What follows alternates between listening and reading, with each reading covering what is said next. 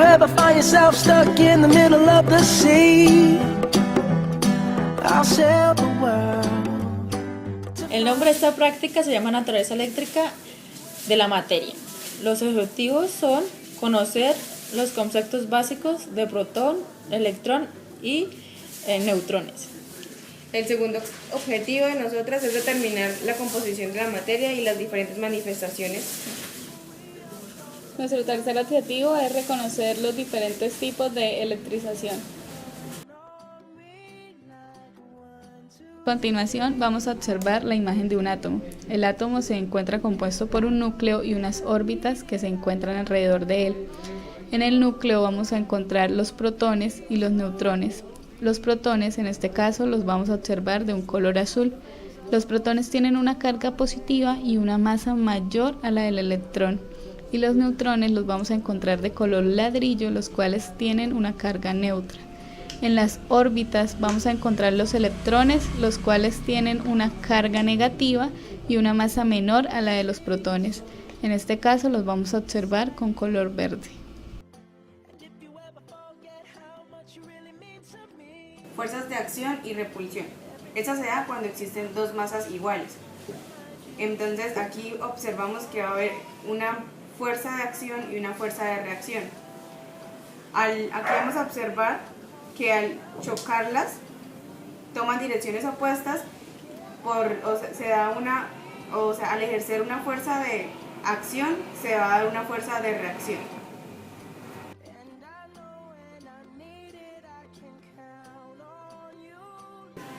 Modelos atómicos. Modelo atómico de Dalton. El modelo atómico de Dalton recibe este nombre por John Dalton, quien fue un químico y matemático británico, quien por medio de este modelo concluyó que el átomo era algo parecido a una esfera pequeñísima, como se puede observar en el dibujo. Modelo atómico de Thomson. El modelo atómico de Thomson recibe el nombre por Joseph John Thomson, quien fue un científico británico y en el cual, en este modelo, él dice que el átomo estaba compuesto por electrones de carga negativa en un átomo positivo, es decir, como si se tuviera una bola cargada positivamente rellena de electrones carga negativa. En el dibujo lo podemos observar mejor.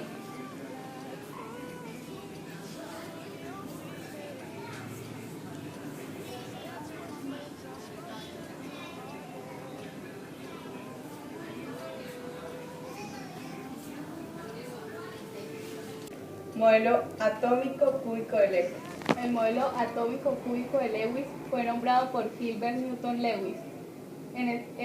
Su modelo está basado en un cubo, donde decía que los electrones de un átomo se colocaban de forma cúbica, es decir, los electrones de un átomo estaban colocados en los vértices del cubo.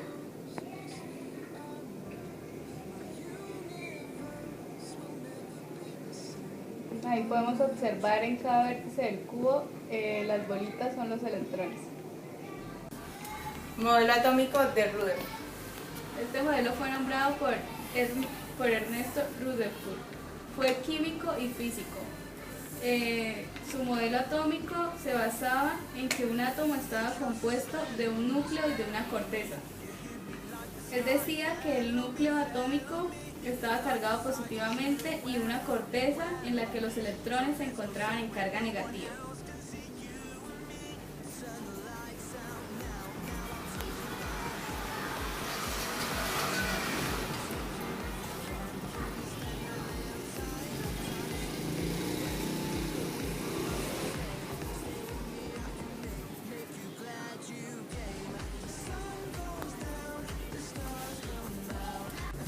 Modelo atómico de Bohr.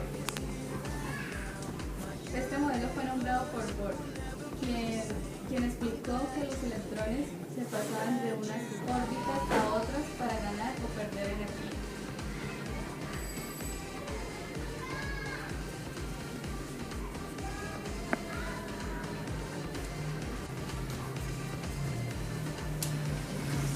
Modelo atómico de Sommerfeld. El modelo atómico de Sommerfeld fue creado por Alan J. Wilmer Sommerfeld. Sommerfeld fue perfeccionar el modelo de Bohr con las órbitas elípticas, lo que dio lugar al descubrimiento de un número cuántico azimutal o secundario. Cuando mayor era este número, mayor era la excentricidad de la órbita elíptica que describía el electrón. La carga eléctrica hace referencia a los términos positivos y negativos. Las partículas con carga positiva de la materia se llaman protones y las de carga negativa electrones.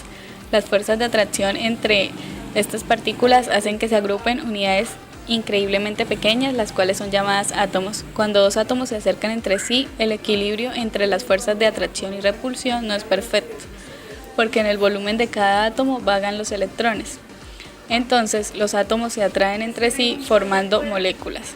Para entender mejor esto, vamos a observar la imagen que aparece en este momento, en la cual la carga negativa en la parte inferior de la nube induce una carga positiva en la superficie del suelo debajo de ella.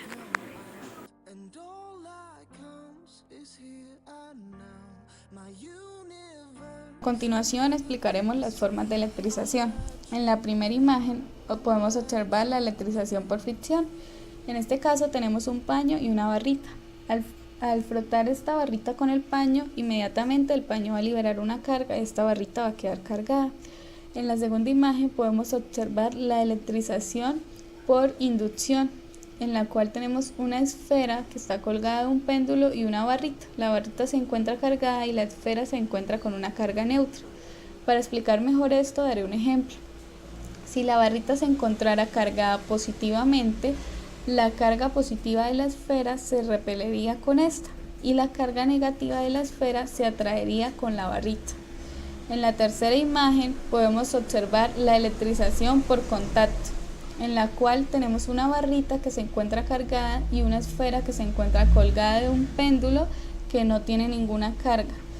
Cuando la barrita ejerce un contacto sobre la esfera, le va a transferir una carga hasta que las dos queden con igual cantidad de carga.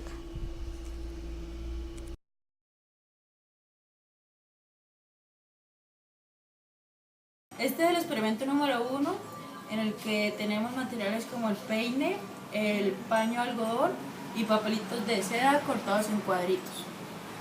Estos papelitos se encuentran en una carga negativa, igual que el peine. Cuando hacemos una fricción del pañuelito con el peine, vamos haciendo una electricidad de fricción.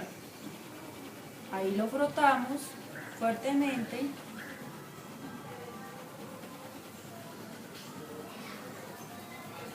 Y vamos a observar que los papelitos se van a subir. Y nos observamos que el peine se carga positivamente por la fricción.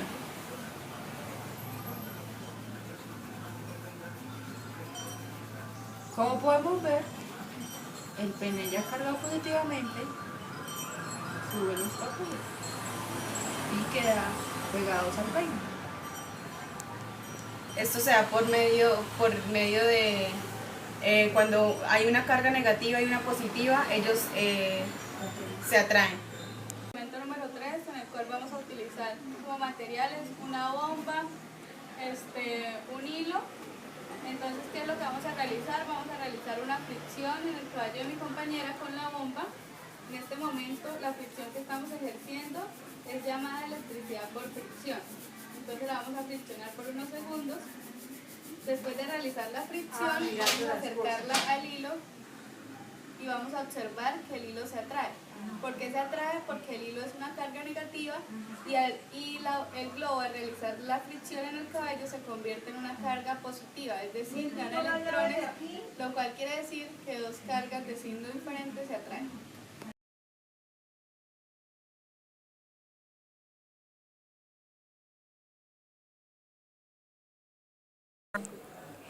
Generalmente, los rayos son producidos por partículas positivas en la Tierra y negativas en las nubes de desarrollo vertical, llamadas cumulonimbos.